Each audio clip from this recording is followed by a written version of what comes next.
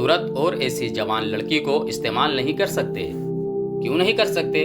Less बिन मौसान ने कहा, क्या तुम फरामोश कर बैठे हो कि सारी दुनिया पर खुदाए यहूदा की हाकिमियत होगी?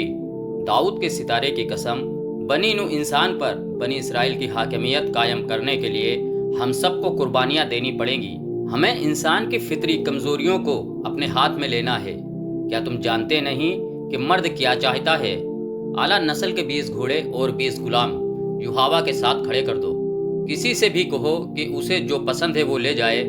तो दाऊद के सितारे की कसम, वो आदमी 20 घोड़े और 20 गुलाम छोड़ देगा और युहावा को अपने साथ ले जाएगा।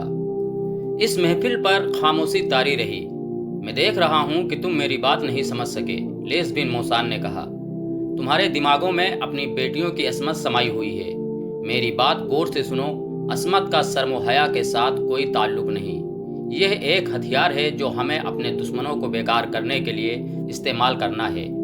बदी क्या है, नेकी क्या है, मैं जानता हूँ। तुम मुझे क्या जवाब दोगे?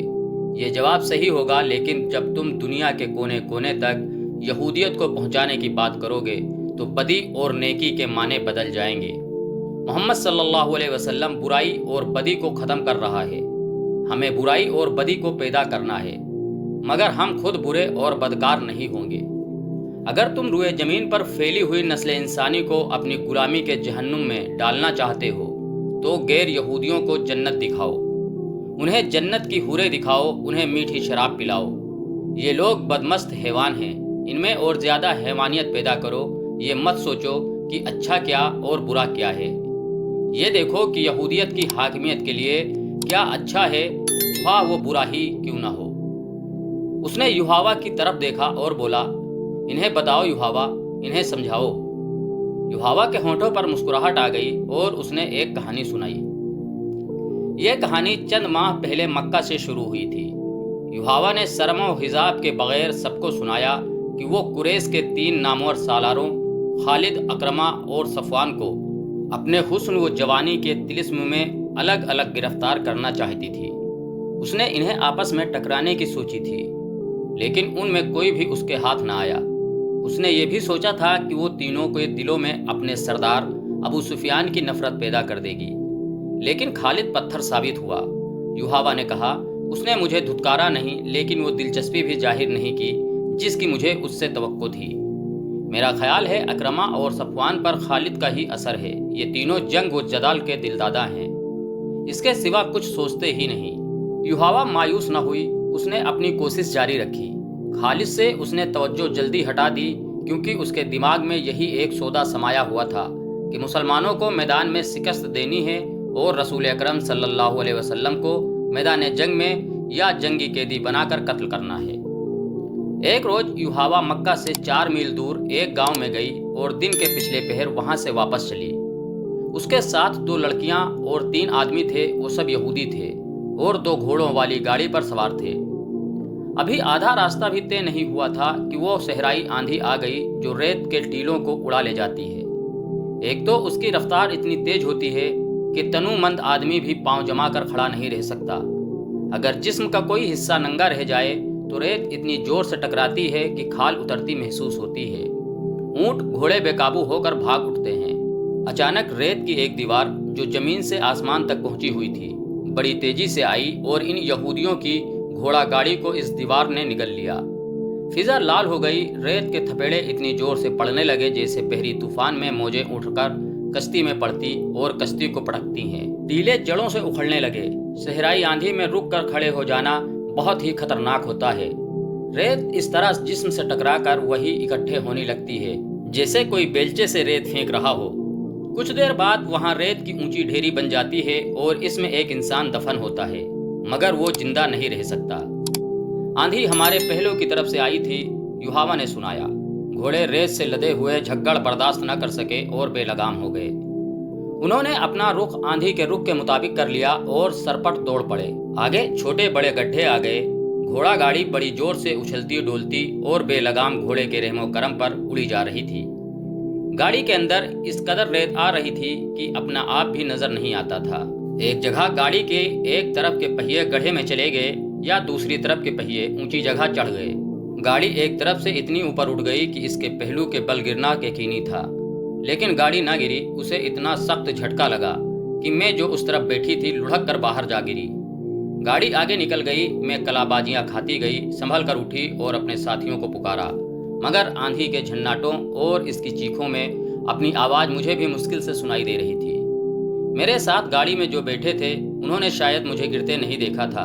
अगर देखा था तो उनमें से किसी ने इतनी हिम्मत नहीं की कि मेरे पीछे कूद आता ताकि मैं तनहा ना रहती। मैं इतनी खौफजदा कभी नहीं हुई थी और मैं ऐसी खौफनाक आंधी में भी कभी नहीं फंसी थी। आंधी में कुछ नज़र नहीं आता था, मेरे नीचे कोई रास्ता नहीं था। मुझे ये भी मालूम था कि घोड़े शहरी रास्ते से हटकर न जाने गाड़ी को किस तरफ ले आए थे। मैं चेहरे पर कपड़ा डाले आंधी के रुख में जा रही थी, पाँव जमते ही नहीं थे। युहावा को आंधी धकेलती ले जा रही थी। अचानक आंधी की चीखें बहुत ही बुलंद और डरावनी हो गई। युहावा पहले नीचे गई, वो घाटी थी जो वो आंधी के जोर पर उतर गई। फिर वो एक दीवार से टकराई। ये रेतीली मिट्टी की दीवार थी। युहावा इस पर हाथ रख रख कर आगे चलती गई। ये नसीबी जगह थी जिसमें मिट्टी के टीले और टुंड मुंड से सहराई दरख्त भी थे। यहाँ आंधी की चीखें ऐसी हो गई थीं जैसे बहुत सी औरतें चीख चिल्ला रही हों। बाज चीखें आंधी की लगती ही नहीं थीं। ये इंसानों की भी नहीं लगती थीं, ये चुड़ैलों या दरिंदों की मालूम होती थीं। ये यहूदी हसीना जो अपने आप को एक निडर और दिलेर समझती थी, खौफ से रो पड़ी।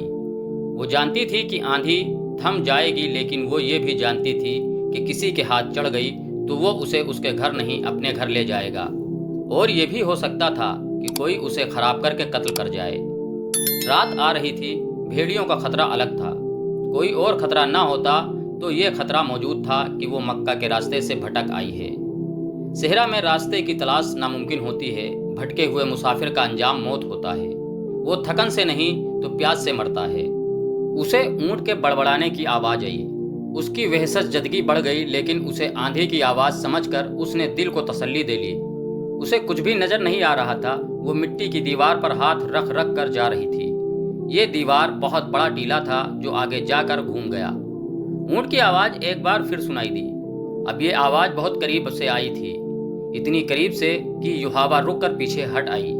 अब उसे शक न रहा, ये ऊंट की ही आवाज़ थी। ऊंट अकेला नहीं हो सकता था, 2-3 आदमियों का वहाँ होना ज़रूरी था। ये आदमी उसके हमदर्द तो नहीं हो सकते थे। वो गुनाह और बदी का दौर था। युहावा ने वहाँ से भागने का इरादा किया, लेकिन किस तरफ, कहाँ? वहाँ कोई पनाह नहीं थी। आंधी टीलों और खुश्क दरख्तों के दरमियान से गुजरकर हैबतनाक चीखें पैदा कर रही थीं। युहावा के पांव जैसे जमीन ने जकड़ लिए थे। उसे अपने उन आदमियों पर गुस्सा आने लगा जिनके साथ वो घोड़ा गाड़ी में जा रही थी। उन्हें इतना भी पता न चला कि वो गाड़ी से गिर गई है। कोई ताकत थी जो उसे धकेल कर एक तरफ ले गई। वहां से दीवार की तरफ सीधा खड़ा टीला अंदर को चला गया था। ये बड़ी अच्छी ओट थी। वो आंधी के थपेड़ों से महफूज हो गई। वहाँ 3-4 गज दूर तक वो देख भी सकती थी। उसे ऊंट नजर नहीं आ रहा था। दीवार के साथ साथ वो और अंदर गई तो एक गार का दहाना दिखाई दिया, लेकिन उसने अंदर जाने की जरूरत ना की। वो रुक गई। अंदर आ जाओ, उसे एक आदमी की आवाज़ सुनाई दी। बाहर क्यों खड़े हो भाई, अंदर आ जाओ। युहावा की बेख्तियार चीख निकल गई और वो पीछे को दौड़ी। जूं ही वो इस ओर से बाहर निकली, आंधी ने उस पर इस तरह रेत फेंकी जैसे किसी ने बेलचे से फेंकी हो। युहावा घबरा कर पीछे हटी। एक आदमी जो पीछे से आया था उसके सामने आ खड़ा हुआ। ओह, तुम औरत हो? उस आदमी ने पूछा। अकेली हो? तुम अकेली नहीं हो सकती, मेरे साथ 4 आदमी हैं। युहावा ने अपना चेहरा ओढ़नी में छुपा कर कहा। उनके पास घोड़े हैं, उनके पास तलवारें और बर्छियां हैं। कहाँ हैं वो? उस आदमी ने कहा। तुम उनसे अलग होकर इधर क्यों आई थी? उन्हें इधर ले आओ, बड़ा अच्छा कार है, हम सब आसानी से इसमें बैठ सकेंगे। युहावा वहाँ से ना हिली। उस आदमी ने उसे 3 बार कहा कि वो उन आदमियों को साथ ले आए, लेकिन युहावा की जुबान बंद हो गई थी। उस आदमी ने झपट्टा मारकर युहावा की ओढ़नी खींच ली। तू उस यहूदी की बेटी नहीं? उस आदमी ने पूछा और युहावा के बाप का नाम लेकर बोला, तुम अकेली हो? हाँ, मैं अकेली हूँ, युहावा ने रोती हुई आवाज़ में कहा। मुझ पर रहम। युहावा ने उसे बता दिया कि यहाँ किस तरह पहुँची है। मेरे साथ आओ, उस आदमी ने कहा और युहावा का बाजू पकड़कर उसे अपने साथ ले चला। जरा रुको, युहावा ने कहा। तुम कितने आदमी हो? क्या तुम मुझ पर रहम नहीं करोगे? तुम कबीला कुरैश के आदमी हो शायद। मैं अकेला हूँ, आदमी ने कहा, और मेरा कबीला कुरैश ही है। मैं तुम पर रहम ही कर रहा हूँ। मैंने तुम्हें मक्का में अक्सर देखा है, युहावा ने कहा। तुम्हारे नाम से मैं वाकिफ नहीं। मैं ज़रीद बिन मुशैब हूँ, मेरे साथ आओ। फिर तुम मुझे घर तक पहुँचा दोगे? युहावा ने पूछा। मैं तुम्हें नाराज नहीं करूँगी। ऊँट जिसकी आवाज़ें युहावा ने सुनी थीं वो ज़रीद बिन मुशैब के थे, जो बाहर कहीं बैठे थे। ज़रीद युहावा को गार में ले गया। ज़रीद दराज कद गठे हुए जिस्म और दिलकश चेहरे मोहरे वाला जवान आदमी था। उसने गार में ले जाकर युहावा को पानी पिलाया और एक थाली उसके आगे रख दी जिसमें खजूरें थीं। खामोशी से बैठी रहो, ज़रीद ने कहा। आंधी का जोर टूट रहा है, मैं तुम्हें घर पहुंचा दूंगा। जरा खामोश रहकर उसने युहावा से पूछा, तुमने ये क्यों कहा था कि मैं तुम्हें नाराज नहीं करूंगी? तुम मुझे घर पहुंचाने का मुआवजा लोगे। युहावा ने कहा। मैं और क्या मुआवजा दे सकती हूँ? मैं कोई मुआवजा नहीं लूँगा, ज़रीद ने कहा। मैं उनमें से नहीं हूँ। अगर मैंने तुम्हें किसी से लड़कर छीना होता तो तुम मेरा इनाम होती, मगर तुमने मुझसे रहम मांगा है। रहम करने का मुआवजा कौन लेता है? युहावा उसके मुंह की तरफ देखती रही। ज़रीद बिन मुशैब लेट गया। युहावा ने उसके साथ कुछ बातें की। थोड़ी देर बाद उसे यकीन हो गया कि ज़रीद की नीयत में खराबी नहीं। वो तो उसके साथ खुलकर बात भी नहीं करता था। युहावा परेशान हो गई। ज़रीद, युहावा ने पूछा, क्या मैं खूबसूरत नहीं? क्या तुम मुझे पसंद नहीं करते? ज़रीद ने के कहा लगाया मगर बोला कुछ भी नहीं। तुम हंस क्यों रहे हो? युहावा ने पूछा। मैं तुम्हारी हंसी से डर गई हूँ। खुदा की कसम, तुम बहुत खूबसूरत हो, ज़रीद ने कहा। तुम मेरी पसंद की लड़की हो, लेकिन जिस तरह और जिस जगह तुम मुझे मिली हो ये मुझे पसंद नहीं। मेरी मर्दानगी को मत ललकारो। तुम्हारा जिस्म मुझे बहुत अच्छा लगता है, लेकिन मेरे देवता मुझ पर लानत भेजेंगे कि मैंने मुसीबत में फंसी हुई लड़की का हाथ पकड़ा और उसके जिस्म को अपना इनाम समझ लिया। ज़रीद फिर खामोश हो गया। युहावा के दिल से खौफ निकलता चला गया और ज़रीद उसे बड़ा ही खूबसूरत नजर आने लगा। मैंने ज़रीद को मक्का में कई बार देखा था, युहावा ने काब बिन असद के घर में सबको ये कहानी सुनाते हुए कहा, लेकिन मैंने उसकी तरफ कभी तवज्जो नहीं दी थी। अपने कबीले में उसे कोई रुतबा या ऊंची हैसियत हासिल नहीं थी, मगर उस रोज़ गार में उसके पास तन्हा वो बेबस बैठकर मुझे महसूस होने लगा कि ये तो ऊंची हैसियत वाले लोगों से भी ऊंचा है। आंधी का जोर टूटा तो सूरज डूब रहा था। उसने मुझे कहा, आओ चलें। मैं उसके पीछे पीछे गार से निकली। कुछ दूर उसका ऊँट टीले के साथ लगा बैठा था। वो ऊँट पर बैठा और मुझे अपने पीछे बैठा लिया। उसके इशारे पर ऊँट उठा और चल पड़ा। गर्द व गुबार साफ हो गया था। मैंने वो जगह देखी। वो बड़ी ही डरावनी जगह थी। मैंने उस जगह के मुतालिक कुछ पुरस्कार बातें सुनी थी। आंधी में तो मैं देख न सकी थी कि ये कौन सी जगह है।